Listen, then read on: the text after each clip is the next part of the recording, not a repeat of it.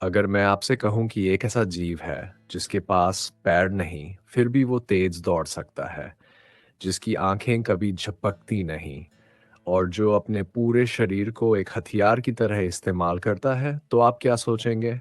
हाँ, हम बात कर रहे हैं सांप की। लेकिन असली सवाल है सांप का शरीर आखिर बना कैसे होता है और वो इतने खतरनाक और एफिशिएंट क्यों होते हैं।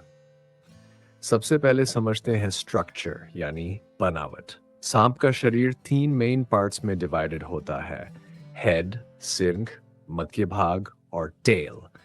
लेकिन इंसानों या दूसरे जानवरों की तरह इसमें लिम्स यानी हाथ पैर नहीं होते।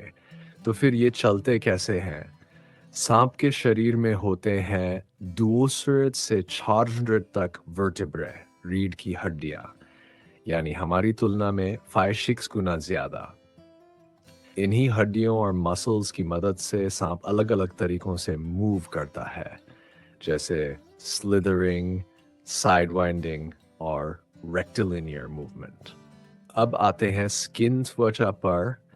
सांप की स्किन स्केल से बनी होती है, जो उसे प्रोटेक्शन भी देती है और मूवमेंट में फ्रिक्शन कंट्रोल भी करती है। और सबसे इंटरेस्टिंग बात, सांप अपनी स्किन को शेड करता है, यानी समय समय पर उतार देता है। इसे कहते हैं एक्डिसिस। इसका फायदा, नई, साफ और डैमेज फ्री स्किन। अब बात करते हैं आईज की। आपने नोटिस किया होगा सांप कभी ब्लिंक नहीं करता क्योंकि उसकी आंखों पर आईलिड्स नहीं होते। उसकी जगह एक ट्रांसपेरेंट लेयर होती है जिसे कहते हैं स्पेक्टिकल, जो आंखों को प्रोटेक्ट करती है। अब सबसे पावरफुल फीचर, टंग, जीभ। सांप की जीभ फोर्क्ड होती है, यानी 2 हिस्सों में बंटी होती है। ये जीभ हवा से केमिकल्स कलेक्ट करती है और उन्हें माउथ के अंदर एक स्पेशल ऑर्गन, जेकब्सन्स ऑर्गन तक पहुंचाती है। यानी सांप स्मेल नहीं करता, वो टेस्ट करता है हवा को। अब आते हैं टीथ और वेनम, दांत और जहर। हर सांप जहरीला नहीं होता, लेकिन जो वेनमस होते हैं उनके पास स्पेशल फैंग्स होते हैं। ये फैंग्स हॉलो या ग्रूव्ड होते हैं, जिससे वेनम सीधे प्रे के शरीर में इंजेक्ट होता है। वीनम के भी टाइप्स होते हैं: न्यूरोटॉक्सिक, नर्वस सिस्टम पर असर; हीमोटॉक्सिक, ब्लड को डैमेज करता है। अब बात डाइजेशन की। सांप अपने शिकार को चबाता नहीं, सीधे निगल जाता है।